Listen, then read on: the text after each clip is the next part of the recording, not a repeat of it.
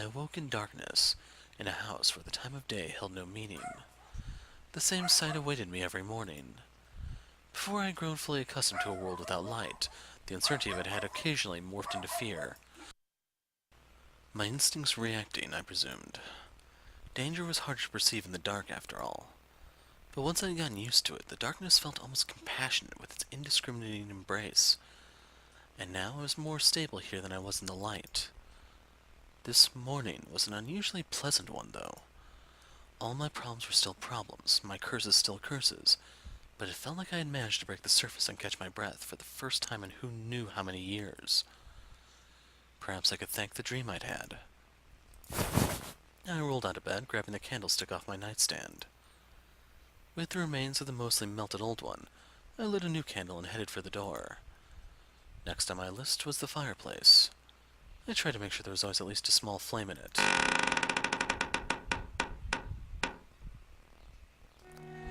But as soon as I stepped out into the hall... What are you doing there? I found myself face to face with Imeon. Although that wasn't an entirely accurate description, as he was slouched against the wall across from my door. "Morning, Michel?" I couldn't help but cringe at the sight of him, still insisting on keeping up his everything's alright act. "What are you doing?" "Seems pretty obvious to me." "Well, it isn't to me. You're clearly in no condition to be walking around." "It's come." "What has?" "My time." The light from the candle fluttered about, slightly offset from the trembling of my bony hand. But Imeon, he was visibly shaking, enough that I probably could have seen it even without the dim candlelight. Not out of fear or cold, but simply a physiological reaction to his condition. His breath sounded like puffs of wind, the whoosh of a bitter winter morning echoing in the hall. His arms and legs were so atrophied that if I didn't know any better, I might think him a small tree withering away in the fierce cold at first glance. My gaze slowly drifted downward, stopping at his splayed arms. Blotches of red were visible on the palms of his hands. "Did you cough that up?" I almost reflexively made a draw nearer, but he stopped me after only one step. "No, stay back, don't touch me. You might catch it. We've been living here together, breathing the same air. If I were going to catch it, I would have already. The fact that I haven't shows that it's not an infectious disease. Maybe, maybe not. But either way, you shouldn't touch the blood. You know, as well as I do, that blood is unclean. It carries everything in our bodies, even diseases. You may be able to catch it from the blood, even if you didn't from anything else. So I figured I'd drop on by, say my goodbyes. Say your... I stopped myself before finishing the sentence, realizing just how foolish it would make me sound. I was the one who had told him to leave when he knew his time was up. But that was back then. That was just how I felt when he first showed up. If I'm real lucky, I have maybe a couple days left. I've been hiding it, but it's been hard to even stand these last few days. And you did a terrible job of it. Although, I didn't realize you were in quite such bad shape. Well, I guess I get a passing score on my acting then. How can you laugh about this? I'm in a great mood. That's ridiculous, you can't be. Just drop the act already. It's no act, bud. I'm serious. I'm feeling great. I had a fantastic time. And what better way to show that than with a nice laugh? Looking down on this man, laughing as death crept closer, I didn't feel pity or sorrow or anguish. I was angry. My chest clenched and my stomach lurched. How aggravating. There was something else there too. Some other way I could describe it. But I didn't know what the feeling was. I couldn't draw it to the surface. It was aggravating, frustrating, sickening. Those simple negative emotions were what I kept falling back to. I wanted to block it all out. Imeon's deteriorating body, that comforting dream, my own circumstances, this dark mansion, the whole world. I had an amazing time with you. Seriously. Stop it. You're just getting sentimental, letting your emotions cloud your memory. I've done nothing for you. Think about your time before you got sick, when you were with your friends and family. Think about the time you spent traveling. Then you realize how insignificant your time here really was. It was all a lie. What? I was never a traveler. My name isn't even Imeon. I never went to the Northlands, and I never saw the Danes. Even when I said about having a ton of friends, all lies. Here's the truth. I look like I came from the slums now, but I was born into a decently upper-class family. My father and brothers all owned several estates. I wasn't traveling when I got sick, but at home. And for a while I was kept locked up, to keep it under wraps. I spent my life doing everything asked of me for them, and they turned on me the second I caught this damn disease.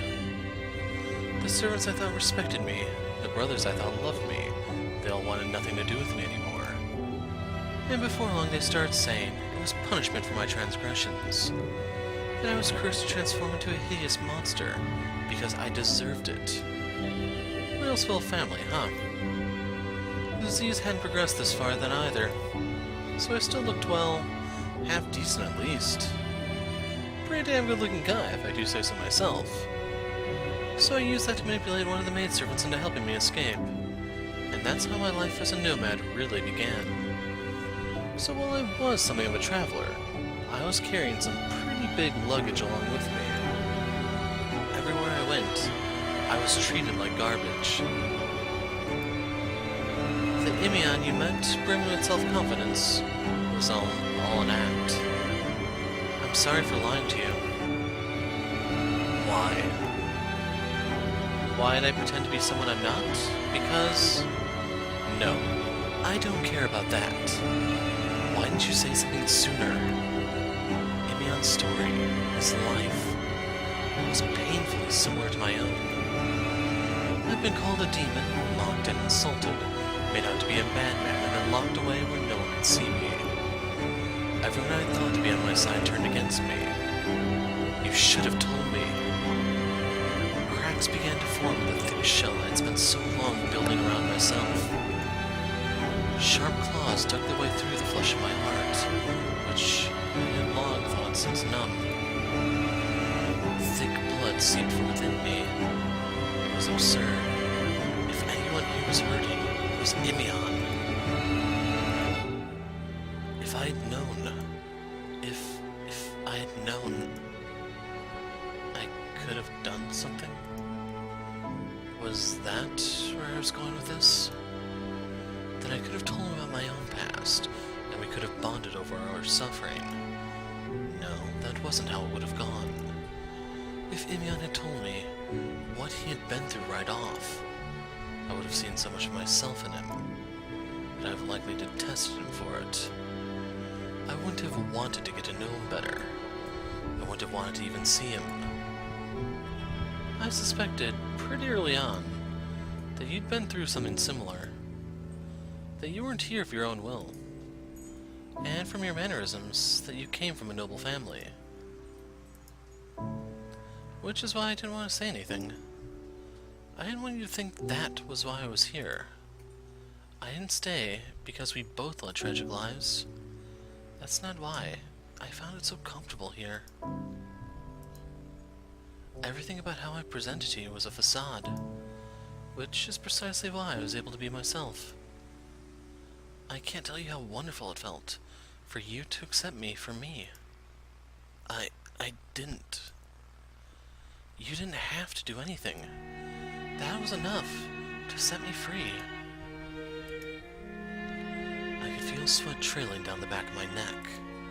I couldn't follow along, couldn't make sense of what he was saying. My heart was wavering, but I couldn't put any of it into words. What were you supposed to say to that? I hadn't the first idea. And with the way I live my life, the way I close myself off, I never would know. So I wanna thank you. Goodbye, Michel. Imeon let out a long sigh, like his nerves had loosened all at once now that he had said his piece. He then climbed to his feet using the wall for support, let out a couple muffled coughs, and started off down the hall, leaving me behind. Wait, Imeon! The shackles around my spirit were on the verge of coming off. Everything I'd worked so hard to bury was bubbling to the surface. The man I had killed in order to survive in this empty darkness was being infused with life anew. I was opening myself up. Wait, I lied too. Or I mean, what I said then isn't true now. I don't want you to leave anymore. I don't care if you've only got a few days left. You'll last longer here than you will out there. So what, you're gonna take me in and nurse me? Exactly. Imeon.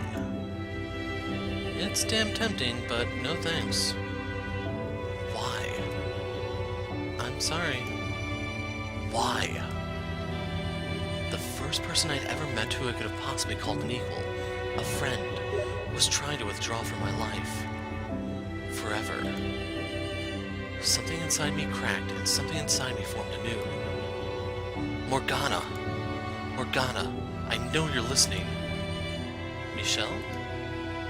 Cure him, please. That's enough, Michel.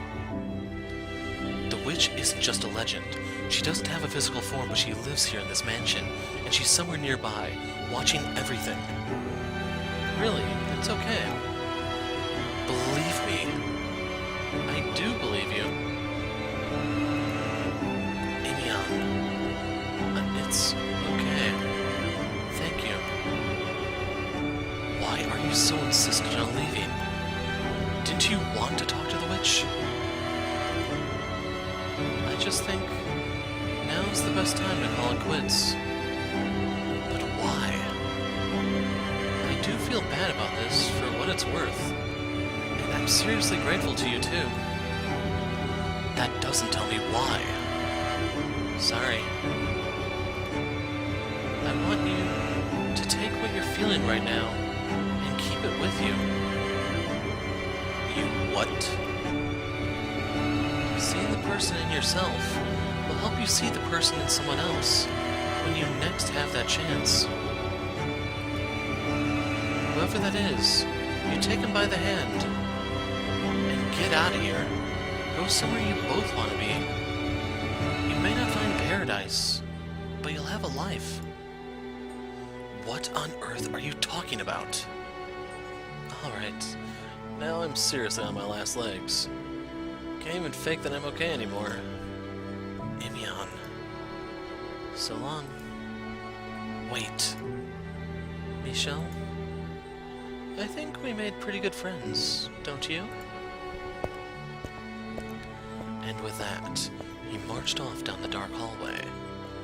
It was almost unbelievable how sure-footed he seemed compared to only a few moments earlier.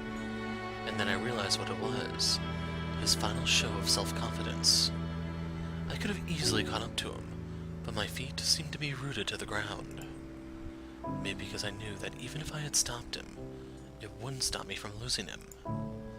Because anything I did would amount to nothing.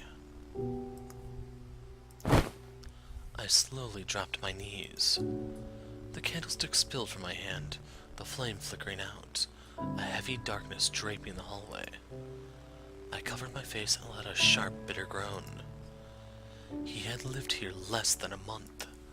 We barely knew each other well enough to call ourselves acquaintances, never mind friends. There was no reason for me to be feeling this emptiness. But telling myself that didn't make the pain go away. The pain of having something dear snatched away from you. A pain I had never, ever wanted to have to experience again. I thought I could hear the witch cackling. Whispering that opening myself up only made me vulnerable. That bringing that dying man into my house was only ever going to leave me feeling all the more lonely. That I always belonged in darkness, not light.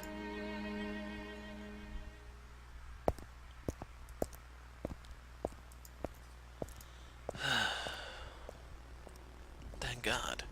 You left the bar off. I've barely got enough in me to push the door open. Is that really how you want to do this? It's you. Well, color me surprised. I figured you'd be with Michel. I'm here to see you off for him. You mean you decide you get more entertainment out of me? A girl with long braided hair stood before me, a smile spread across her lips. Her form was vague, almost a silhouette, and I couldn't make out any details. But I still knew exactly who she was. This wasn't my first encounter with a witch, after all. I'd been able to see her and hear her voice, since shortly after arriving at the mansion. When I told Michel that I believed she existed, I wasn't just saying it, I knew.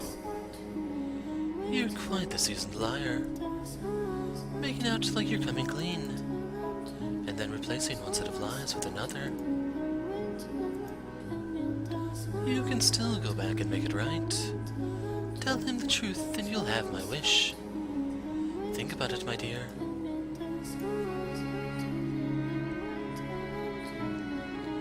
A few days after taking up lodging at the mansion, the witch appeared before me. She spoke in a pretty but almost childlike voice, explained how unusual it was that I could see her. Because evidently, no one with a trace of hope in their heart is capable of seeing me. They can't hear my voice or even sense my presence. The despair that coursed through Michel is what served as the catalyst for my resurrection.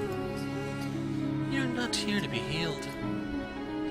You want to put a curse on someone, don't you? That's right. Your eyes don't lie. I'm honestly kind of floored right now. First, the Witch of Legend is real. And second, she's not even human. A mortal could neither cause miracles nor cast curses. Fair enough. So how'd you know what I really wanted? It was obvious, my dear. All that murky filth swirling beneath your smiling visage is like a window directly into your soul. Sounds like there's no hiding anything from you, so I can just drop the act, huh? Tell me you at least can't hear everything I'm thinking. And what if I can? I would appreciate a little bit of privacy. Fear not, my dear. I don't have the ability to read your mind, no. But you should know that the world as you living see it, and the world as I see it, are very different things. Emotions such as your seething animosity and desire to curse, as well as fragments of your memory, are all laid bare to me. I normally wouldn't bother sparing anyone a moment of my time. I have a mission to accomplish, and I would like Michel to accompany me on the long journey to its completion, so I don't have time to distract myself with anything else. If you were indeed nothing but a needlessly optimistic fool come in search of miracles, I would have done everything in my power to chase you out. So I can assume the fact that I'm still here means you've taken at least something of an interest in me, then. Indeed, for you were broken enough to come seeking me. Then I'll get straight to the point. I want you to curse my family. Every last one of those damn Castagniers. That's my final wish. The last thing I want from this life. I gave my whole life for my family. Sacrificed everything. And they repay me with derision. Hell, making me into a demon. I'm here, sick and miserable, and no one gives a rat's ass. They need to experience the living hell I had to endure. I can't go in peace until they have. It would be my pleasure. Wait, seriously? What? Do you not believe me? No, I just didn't think it would be that easy. On one condition, though. I will offer my sincerest wishes for your family's utter devastation. So long as you offer me something in return. Now that sounds more like the witch I was expecting. So what do you want from me? My life? A sack of gold? My resources are a bit limited, but let's hear it. Michel's spirit. Excuse me? I told you I want Michel to accompany me on my journey. But too much of his worldly concerns remain for him to be of any use to me right now. He still racks his mind over trifling drivel. That stone-faced Michel? He has actual worries? It's all an act. For now, that is. I want you to crush his spirit, transform into something more fitting for my purposes. And then I will make your wish mine. That sweet voice makes what you're asking all the more frightening. So how do I go about it? Start by using your head, my dear. It was worth a shot. That said, I will give you a hint. You have at your disposal everything you need to become exactly what he desires most. It didn't take long around Michel to figure out what the witch meant. There was one thing he very clearly sought, and it was something I was presently capable of making myself into. I had everything one would need to slip through the cracks in the wall around his heart. I was on the verge of death. I didn't know a thing about him or his personal life, and I was a man. Michel seemed to have trust issues when it came to women. He had no interest in a lover or a romantic partner, but a peer, a male friend. I guess Michel had probably been subjected to countless betrayals over the years. His mother, father, siblings, loved ones, but probably never at the hands of a friend. I doubt he even had a real friend before. So Morgana's proposal was for me to become his friend, and then betray him. There's still time for you to go back in there and reveal everything. To see your wish to fruition. You could even ask for a miracle instead of a curse. To rid what ails you. Don't bother. I'm not interested in any of that anymore. I'm just going to go back out into that forest and die. So nope, you won't get me to go back there. I don't understand. What on earth brought you to this decision? I stopped caring about getting back at my family. That hatred was what had kept me going for so long. It was what had driven me to wander in search of the cursed mansion. I had, in service it, feigned getting friendly with Michel, until at some point, it stopped being fake. I had found something more valuable than petty vengeance, and I wanted to live the rest of my life, and then die for that. With a bit more time, maybe I could have even told him that he'd pulled me up from such a dark place. And then, were it within my power, I'd like to have done the same for him. But that was a dream beyond my reach. He would have to remain in his darkness for a while yet. I can understand losing interest in cursing them, but you're ignoring the other part of my offer. Then I could wish for a miracle. Perhaps you don't believe the cursed witch can perform miracles. But you would be mistaken, my dear. In life, do you know what I was called? A saint. Well, you're a saint with one hell of a mean streak. My, now that was hardly called for. I'll pass on your miracle, too. Can't imagine it comes free of charge when the curse had a price. You want me to go in and tell him everything, right? What do you have to lose? What possible reason could there be for you to hesitate? That should be obvious, even to you. I want him to think of me as a friend. That is what he wanted, after all. A peer, a male friend. So if I'm gonna go, I want to go out as that. You would give up your chance at life for something so utterly meaningless. I don't don't care how stupid you think it is. I'd have enough time to pull him out of his dark place. But if at least he remembered me as a friend, and that had some positive effect on him, however insignificant, I much preferred that to anything the witch was proposing. Just don't go blabbing once I'm gone. I can't make any promises, my dear. You say a word to him, and I'll curse you. My heavens, are you picking a fight with a witch? Do you honestly believe you can curse me? You bet I can. I could well turn into a witch like you once I'm dead. You very well could. You have all the makings of a fine witch. But you can rest easy, my dear. I won't be saying anything to him about you, because you're too inconsequential to be worth mentioning again. I beg your pardon.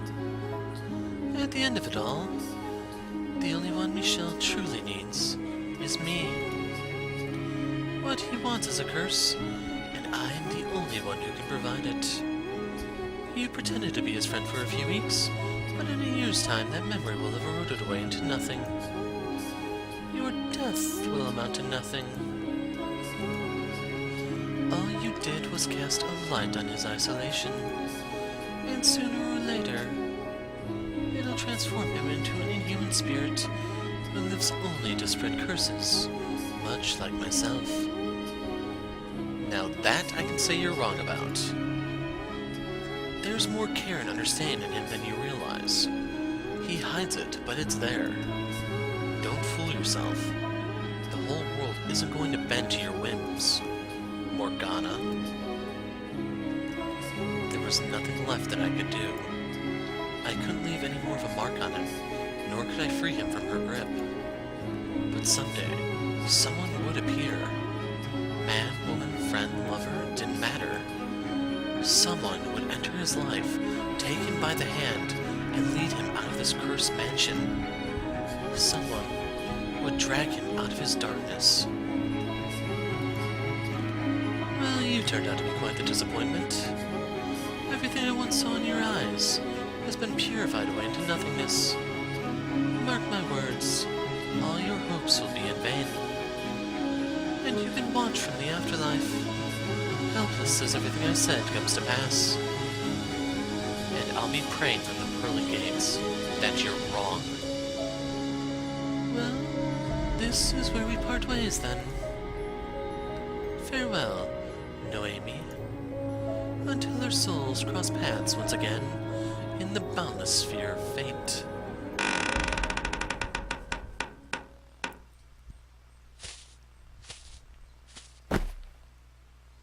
Looks like this is as far as I go.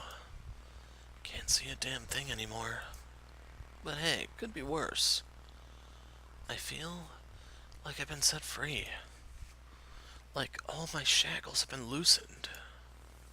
I found one thing to appreciate about this disease.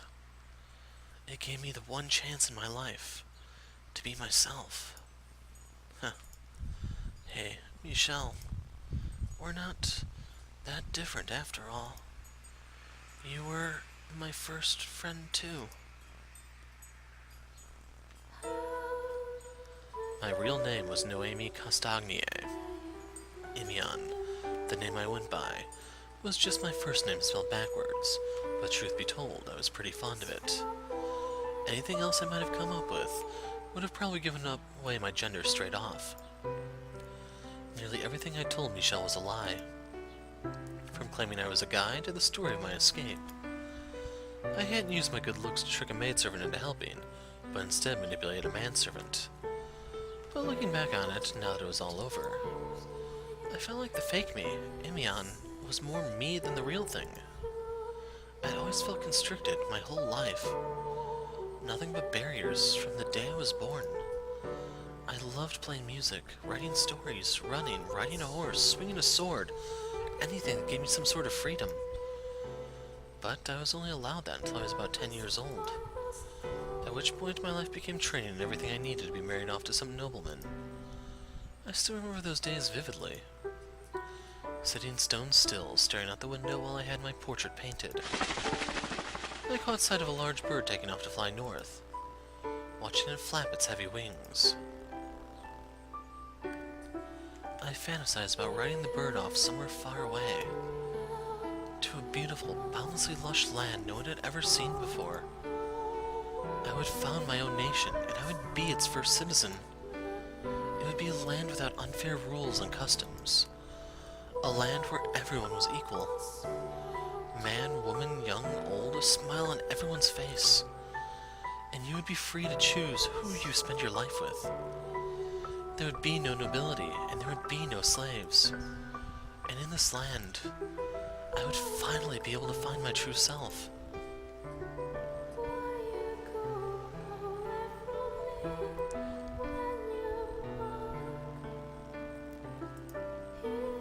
Michel? Michel? Oh goodness, what are you doing in here? Mom, Mother... Still looking at that painting, are you?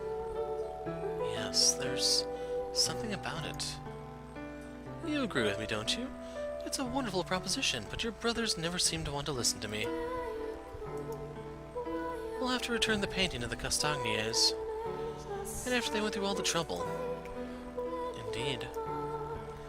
But all that aside, it's time for supper, Michel.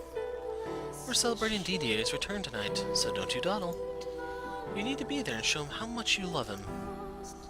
Yes, Mother. I will be right down. Don't keep us waiting. It's been bothering me. Why I couldn't take my eyes off the painting of the Castagnier girl. But I think I figured it out.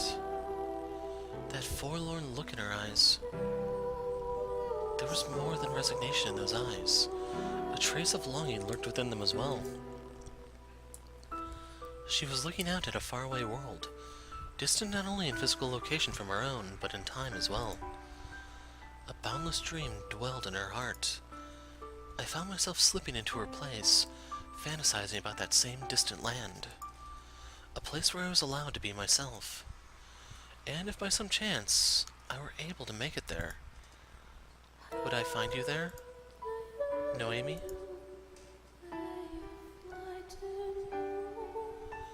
I think we made pretty good friends, don't you?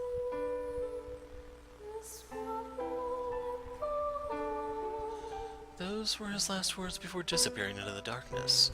Their time together was brief, and they knew nothing of each other, so could they in fact be called friends at all? Could you be friends with someone so nearly a stranger? You didn't know where they came from or who they truly were beneath the surface? Had they known, though, were they aware of each other's inner selves, never would they have been able to become friends at all. We made pretty good friends.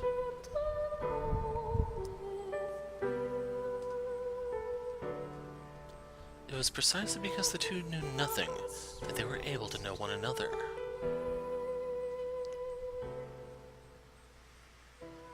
A friend by any other name unlocked. So, there you have it. In a perfect world, this would have actually been included in the video last Sunday, but yeah. So with Assento, Dele eliminated, we now have to go for Tales Wasted Away and Happily Ever After. So, I'll see you guys next time.